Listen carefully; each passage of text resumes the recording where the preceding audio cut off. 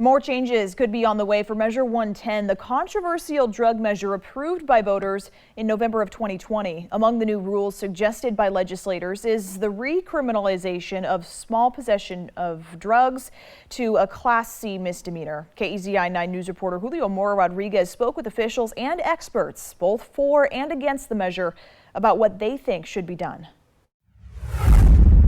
We've had a war on drugs for 50 years. It has not worked. Measure 110 has been in effect for, let's say, 18 months. Whitebird Clinic's Larry Weinerman believes that Measure 110 has become a scapegoat for Oregon's problems. He supports leaving the measure as is and believes the politicians are acting to change the measure due to political pressure. Don't blame everything on Measure 110. Keep the funding going. Increase the funding for addiction treatment, residential, detox, sobering, outpatient. The whole continuum of care. Don't stigmatize people who are using drugs.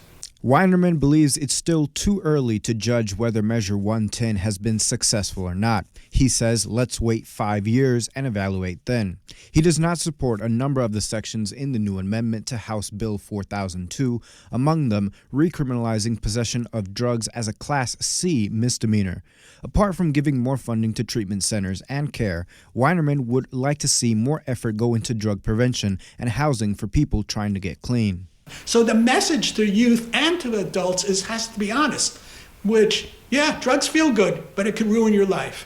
Especially now with fentanyl, you try once, you don't know what's in it, it could kill you. Lynn County District Attorney Doug Martini has long been a critic of Measure 110. I asked him if he thinks this new proposal goes far enough.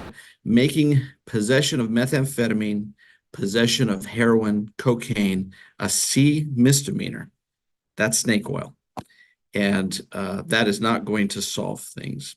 Martini tells me he's dealt with several drug cases and the families they affect. He says before the measure, he had a system where addicts went through and graduated from rehab. After that, their charges would be dropped.